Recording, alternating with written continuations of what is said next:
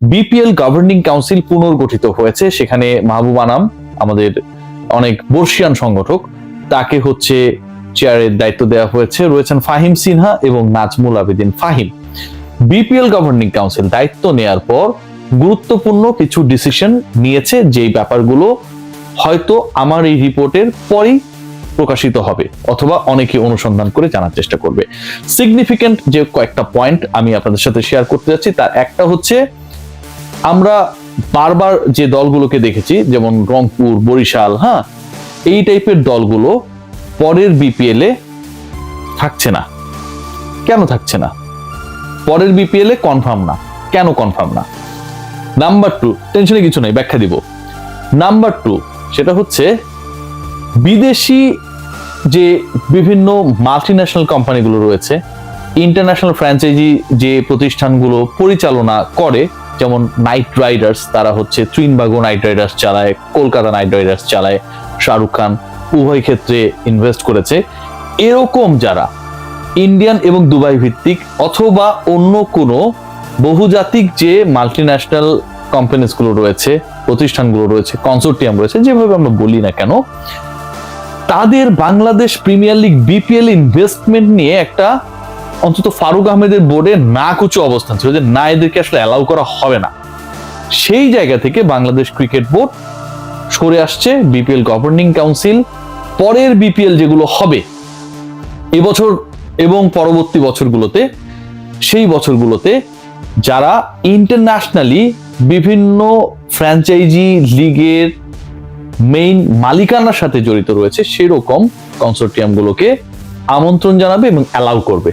নিঃসন্দেহে অনেক বড় নিউজ। কিন্তু থার্ড যে ইম্পর্টেন্ট পয়েন্ট সেটা হচ্ছে, Bangladesh cricket board and BPL governing council they are going to make some plan, এবং সেটাতে নেক্সট 6 ইয়ার্স এর জন্য, আগামী 6 বছরের জন্য ফ্র্যাঞ্চাইজি দলগুলোকে দেয়া হবে। এই যে প্রতি বছর 2 বছর 3 বছর এরকম না, অন্তত 6 বছরের জন্য যেন দেয়া হয়, বা এরকম একটা পরিকল্পনা করা যায় কিনা সেই জায়গায় রয়েছে। এবং পরের বিপিএল হবে অন্তত 5টা দলকে টার্গেট করা হচ্ছে। আবারও বলছি, অন্তত 5টা দলকে টার্গেট করা হচ্ছে, যারা প্রপারলি পে করতে পারবে, যাদের রেপুটেশন রয়েছে, যারা বিতর্ক ছড়াবে না, যারা ফিক্সিং এবং এই ধরনের 2 নম্বরী কাজের সাথে যুক্ত হবে না। সেই ব্যাপারে প্রপার স্ক্রুটিনির মাধ্যমে 5টা অন্তত ফ্র্যাঞ্চাইজি থাকবে। সংখ্যাটা বাড়তেও পারে, বাট অ্যাটলিস্ট 5 ফ্র্যাঞ্চাইজিস থাকবে।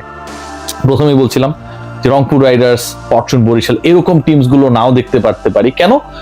আমি শেষে গিয়ে বলেছি একটা কথা, সেটা হচ্ছে যে অন্তত 6 বছরের জন্য আসলে সত্যটা দেওয়া হবে, আবার অন্তত 5টা ভালো দল থাকবে। এমন ধরেন এই 6 বছরের সত্ত্বে, মানে এটা হবে না, এরকমটা হওয়ার কোনো চান্স নেই। আমাদের প্রিয় 2টা দল রংপুর, বরিশাল এই মুহূর্তে, অন্য দলগুলো তো এখন নেই অনেকটা, তারা যদি রাজি না হয়, তারা যদি না থাকতে চায়, তখন কি হবে? যেহেতু নতুন করে সবকিছু হবে, নতুন করে শুরু, মানে 0 থেকে শুরু হবে, একদম 0 থেকে শুরু হবে। এবং এই 0 থেকে শুরুতে যারা অংশগ্রহণ করতে চাইবে বা চাইবে না, তারা থাকবে বা থাকবে না।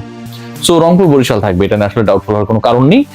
যেহেতু 0 থেকে শুরু হবে, তারা তো অফিসিয়ালি বলেনি যে আমরা থাকবো বা থাকবো না। সো আমি বলছি যে এরকম একটা অবস্থা হতে পারে।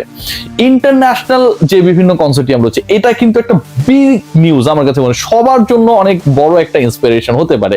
কারণ বড় কোম্পানিজ গুলো যদি আসে এরকম একটা টুর্নামেন্টে, আইএল টি20 লিগে আমরা দেখি হচ্ছে ক্যারিবিয়ান প্রিমিয়ার লিগে, আইপিএল তো রয়েছেই, যাদের টাকা রয়েছে, যাদের প্ল্যান রয়েছে, যাদের ব্র্যান্ডিং রয়েছে, যাদের মিডিয়া কভারেজ রয়েছে, যাদের ক্রিকেটারদের সাথে ইন্টারপার্সোনাল সম্পর্ক জায়গা রয়েছে, সেই রকম যদি কনসোর্টিয়াম গুলো আসে, যেহেতু বাংলাদেশ ক্রিকেট বোর্ড সবার জন্য ওপেন করে দিচ্ছে, বাংলাদেশের ধরেন মানে ডালটন মোবাইলকে আসতে হবে ব্যাপারটা কিন্তু এরকম না, তাই না? এই প্রেশারটা কিন্তু নেই। অথবা প্রেসিডেন্ট ফ্রিজকে আসতে হবে, এরকম কোনো প্রেশার কিন্তু নেই। সো ওই প্রেশারটা, যেটা আসলে পুরোপুরি বাংলাদেশের মার্কেটের উপর নির্ভর করছিল, গভর্নিং কাউন্সিল সেটাকে এক্সটেন্ড করতে চায়।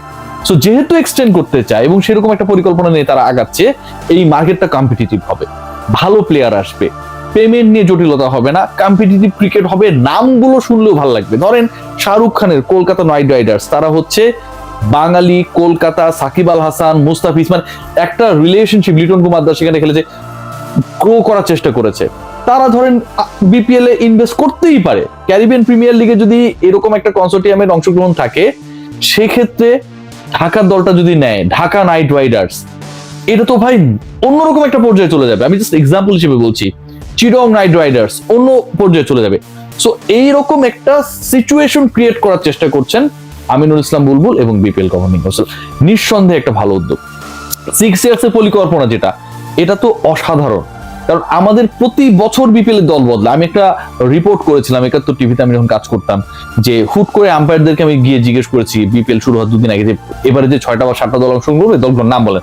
সবাই হুড়মুড়িকে দৌড়ে পালিয়েছে, কেউ নাম বলতে পারে না, ভুলভাল নাম বলে। মানে চিন্তা করুন, যারা ম্যাচ পরিচালনা করবে এটা তাদের দোষ না, এত এত নাম বদলায়। ঢাকার নাম প্রত্যেকটা মৌসুমে বদলায়, চিরং এর নাম প্রত্যেকটা মৌসুমে বদলায়, রাজশাহী নাম প্রত্যেকটা মৌসুমে বদলায়। জাস্ট একটা দুটা নামকে আমরা এখন পর্যন্ত হয়তো ফিক্সড করে ধরেছি।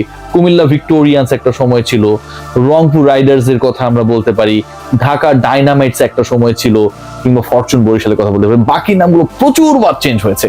সো এই ব্র্যান্ডিং এর জায়গাটা যেন নষ্ট না হয়। আইপিএল এ যেমন 10 বছরের জন্য কন্ট্রাক্ট, তাই না, ফ্র্যাঞ্চাইজি অ্যান্ড বিসিসিআই বা আইপিএল গভর্নিং বডির সাথে, এখানটা 6 বছরের জন্য হবে, সেটা আবার রিনিউ হবে। So it's going to be a good plan, I think so. এটা যদি হয়, বাইরের ফ্র্যাঞ্চাইজ লিগগুলোর সাথে জড়িত কনসোর্টিয়ামগুলো যদি এখানটায় অ্যাড হয়, সবচেয়ে গুরুত্বপূর্ণ ব্যাপার যে আমার দল যে কটা হোক, পিএসএল এ তো অনেকগুলো দল এরকম না, 5টা দলই খেলুক, বিপিএল এ 5টা দলই খেলুক, এবং এই 5টা দল প্রপার দল হোক। এখানটা অন্তত 2টা ইন্টারন্যাশনাল কনসোর্টিয়াম যুক্ত হোক, 3টা আমাদের লোকাল থাকুক। লোকাল ভার্সেস ইন্টারন্যাশনাল একটা কম্পিটিশন হবে। বাইরের লিগগুলো যে হয়, বিপিএল অনেক ক্ষেত্রেই ক্রিকেটার পায় না, সেই ক্রাইসিসটা থাকবে না। কারণ অন্য লিগগুলোতেও ইন্টারন্যাশনাল কনসোর্টিয়াম হিসেবে যারা বিভিন্ন ফ্র্যাঞ্চাইজ লিগ ইনভেস্ট করে, তাদের একটা ইনভলভমেন্ট রয়েছে।